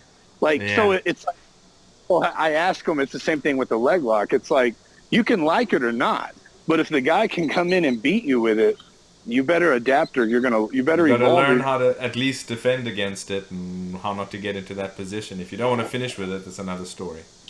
And so it's clear that they had a very well-established system that they employed on these guys, just like New York City and John Danaher and the leg locks. You guys ignored half your body for the last 20 years because you think leg locks are cheap and heel hooks are some strange danger that's going to cripple the masses, and they ran with it and exposed a gigantic hole in everyone's game.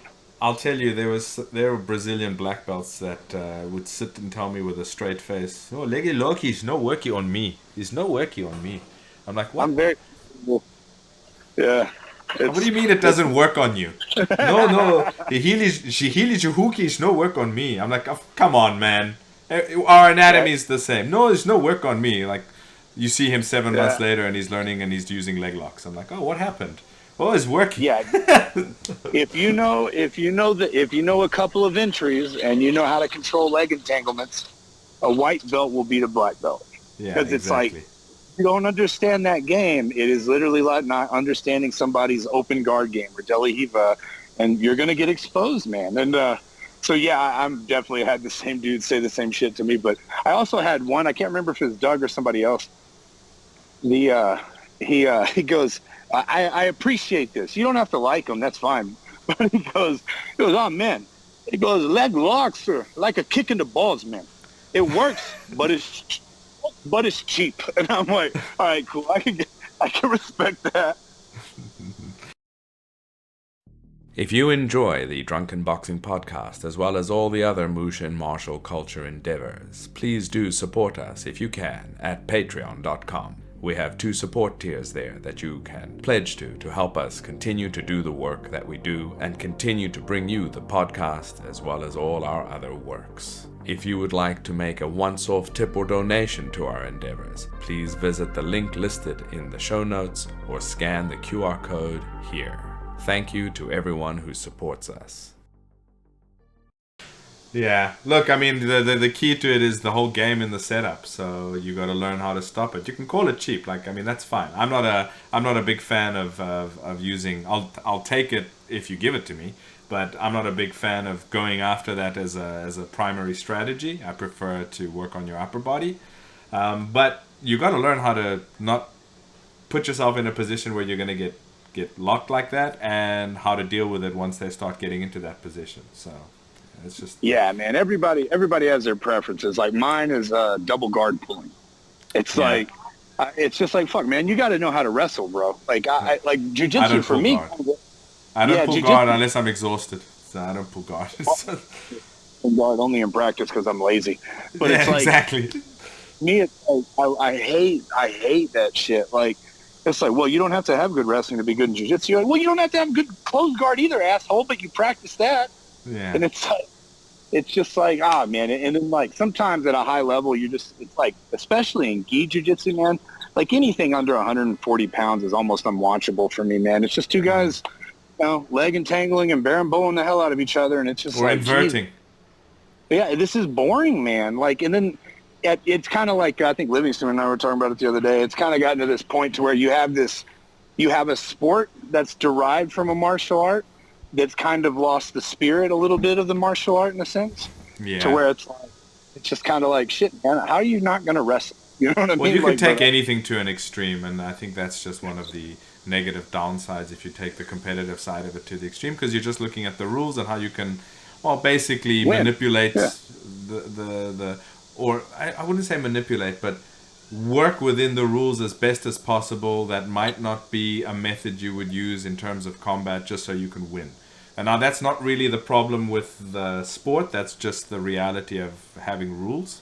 So there you go. I mean, I remember talking yesterday because there's a couple of a black belt and a brown belt girl at our gym that just competed in Japan at the IBJJF, and she's a regular competitor. She's pretty serious. I mean, this is all she does. And literally just before she flew to Japan, like 2 days before, she came to training in the morning and she was limping. And I'm like, and she's small. I'm like, what's up with you? Oh, I was training with this big girl, and I tried to go into matrix guard, and she smashed me and tore my ligaments in my knee. I'm like, literally 2 days before she's flying. She still competed in Japan, by the way.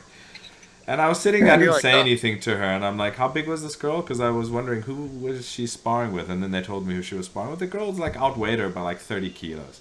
And I'm like, all right, first of all, you got to be a moron if you're gonna if you're gonna invert under somebody who's so much bigger than you. You're just asking for trouble. I mean, you're just dumb.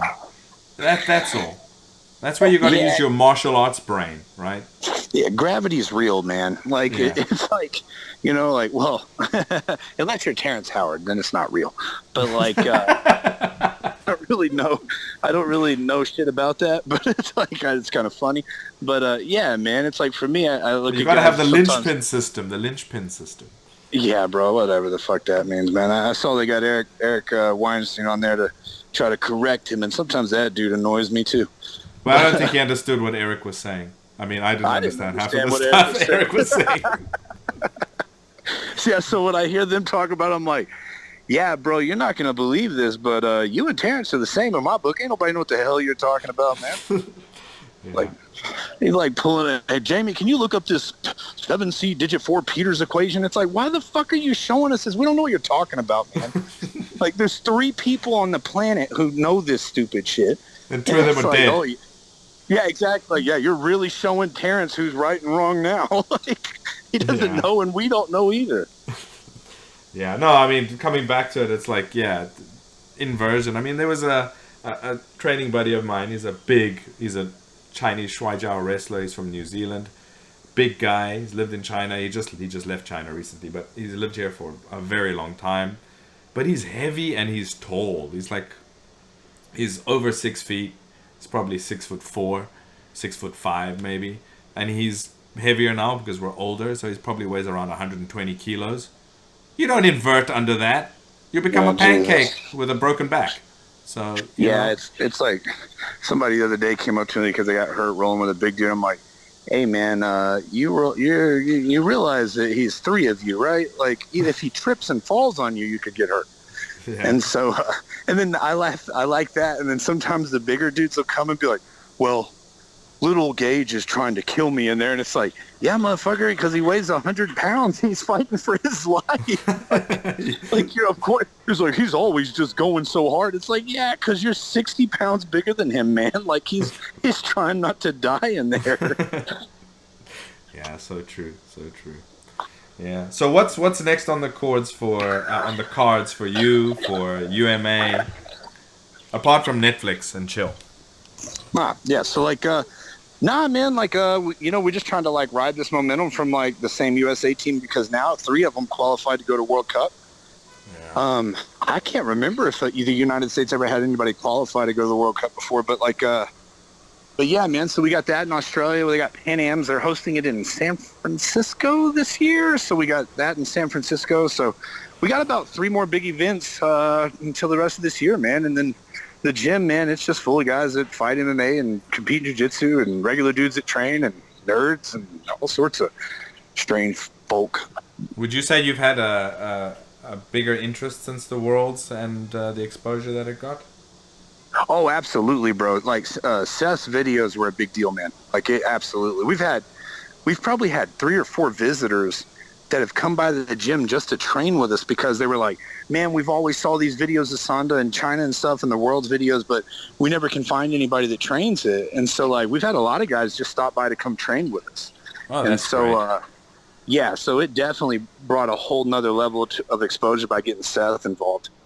I'm so happy that Ian's doing well there. You know, I mean, not just because of, you know, Chinese martial arts and that side of things, but just because he's such a good person. And, you know, I wouldn't want to see him not do well. But, you know, he deserves it. He really does deserve it. So I'm really happy to see that.